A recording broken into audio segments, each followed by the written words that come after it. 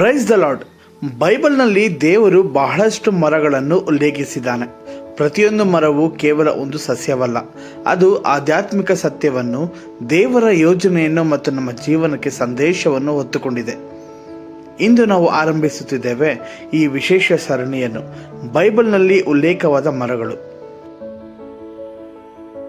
ಆದಿಕಾಂಡದಲ್ಲಿ ಏದೇನ್ ತೋಟದ ಮಧ್ಯದಲ್ಲಿ ದೇವರು ಈ ಮರವನ್ನು ನೆಟ್ಟನು. ಅದರ ಫಲವನ್ನು ತಿನ್ನುವವರು ಶಾಶ್ವತ ಜೀವವನ್ನು ಪಡೆಯುತ್ತಾರೆ. ಆದರೆ ಪಾಪದಿಂದಾಗಿ ಮನುಷ್ಯ ಆ ಮರದಿಂದ ದೂರವಾದನು. ಆದರೆ ಬೈಬಲ್ನ ಕೊನೆಯ ಅಧ್ಯಾಯದಲ್ಲಿ ಹೊಸ ಯೆರೂಸಲೇಮಿನಲ್ಲಿ ಜೀವವೃಕ್ಷ ಮತ್ತೆ ಕಾಣಿಸುತ್ತದೆ. ಅದರ ಎಲೆಗಳು ಜನಾಂಗಗಳ ಗುಣಪಡಿಸುವಿಕೆಗಾಗಿ. ಈ ಮರ ನಮಗೆ ಏನು ಹೇಳುತ್ತದೆ? ನಿಜವಾದ ಜೀವನವು ದೇವರೊಂದಿಗಿನ ಸಂಬಂಧದಲ್ಲಿದೆ ಮತ್ತು ಯೇಸು ಕ್ರಿಸ್ತನೇ ನಮ್ಮ ಜೀವವೃಕ್ಷ. ಬೈಬಲ್ನ ಮೊದಲ ಪುಟದಿಂದ ಕೊನೆಯ ಪುಟದವರೆಗೆ ಒಂದು ಮರ ನಮ್ಮನ್ನು ಕರೆಯುತ್ತಿದೆ. ಅದುವೇ ಜೀವವೃಕ್ಷ, ಟ್ರೀ ಆಫ್ ಲೈಫ್. ಆದಿಕಾಂಡ 2:9 ದೇವರು ಏದೇನ್ ತೋಟದ ಮಧ್ಯದಲ್ಲಿ ಈ ಮರವನ್ನು ನೆಟ್ಟನು. ಅದರ ಫಲವನ್ನು ತಿನ್ನುವವರು ಶಾಶ್ವತವಾಗಿ ಜೀವಿಸುತ್ತಾರೆ ಎಂದು ದೇವರು ಹೇಳಿದನು.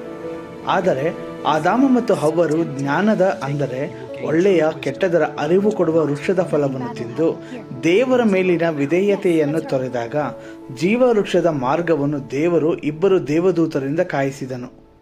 ಏಕೆ? ಪಾಪದಲ್ಲಿ ಶಾಶ್ವತ ಜೀವನವನ್ನು ಕೊಡುವುದು ದೇವರ ಇಚ್ಛೆಯಲ್ಲ. ಇಲ್ಲಿ ಆಧ್ಯಾತ್ಮಿಕ ಪಾಠ ಇದೆ.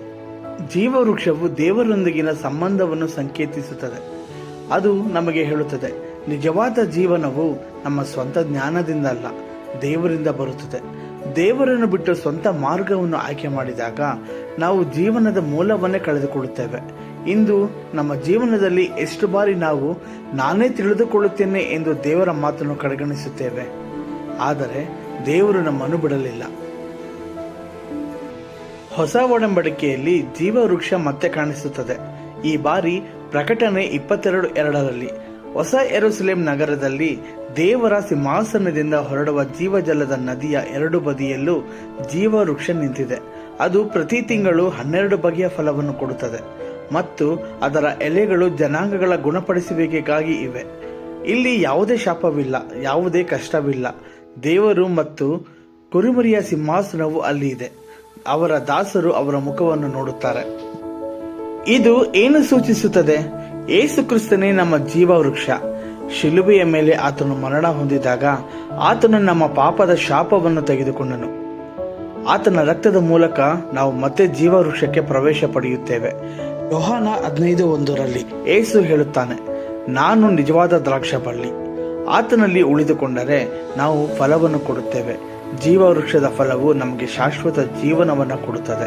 ಅದರ ಎಲೆಗಳು ನಮ್ಮ ಆಂತರಿಕ ಗಾಯಗಳನ್ನು, ಸಂಬಂಧಗಳನ್ನು, ಜನಾಂಗಗಳ ನಡುವಿನ ವೈರತ್ವವನ್ನು ಗುಣಪಡಿಸುತ್ತದೆ. ಆಧ್ಯಾತ್ಮಿಕ ಅನ್ವಯ. ಇಂದು ಆಯ್ಕೆ ಮಾಡಿ, ಜ್ಞಾನದ ವೃಕ್ಷದಂತೆ ಸ್ವಂತ ಜ್ಞಾನವನ್ನು ಅಲ್ಲ, ಜೀವವೃಕ್ಷವಾದ ಯೇಸುವನ್ನು ಆಶ್ರಯಿಸಿ. ಪ್ರತಿದಿನ ಆತನ ವಾಕ್ಯವನ್ನು ಓದಿ, ಪ್ರಾರ್ಥಿಸಿ.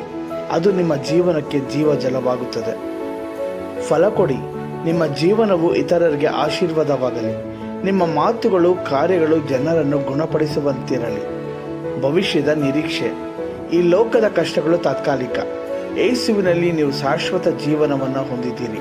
ಹೊಸ ಸ್ವರ್ಗ ಸುತ್ತಲೂ ನೀವು ಜೀವವೃಕ್ಷದ ಫಲವನ್ನು ತಿನ್ನುವಿರಿ, ದೇವರ ಮುಖವನ್ನು ನೋಡುವಿರಿ. ಪ್ರಿಯರೇ, ಜೀವವೃಕ್ಷವು ನಮಗೆ ಹೇಳುತ್ತದೆ, ದೇವರೊಂದಿಗೆ ನಡೆಯುವುದೇ ನಿಜವಾದ ಜೀವನ. ಆತನನ್ನು ಬಿಟ್ಟು ಬೇರೆ ಯಾವುದೋ ಶಾಶ್ವತ ಸಂತೋಷ ಕೊಡಲಾರದು. ಇಂದು ಯೇಸುವನ್ನು ನಿಮ್ಮ ಜೀವನದ ಮಧ್ಯದಲ್ಲಿ ನೆಡಿ, ಆತನಲ್ಲಿ ಉಳಿದುಕೊಳ್ಳಿ. ಆಗ ನಿಮ್ಮ ಜೀವನವು ಫಲಭರಿತವಾಗುತ್ತದೆ ಮತ್ತು ನೀವು ಶಾಶ್ವತ ಜೀವನದ ನಿರೀಕ್ಷೆಯಲ್ಲಿ ನಡೆಯುತ್ತೀರಿ.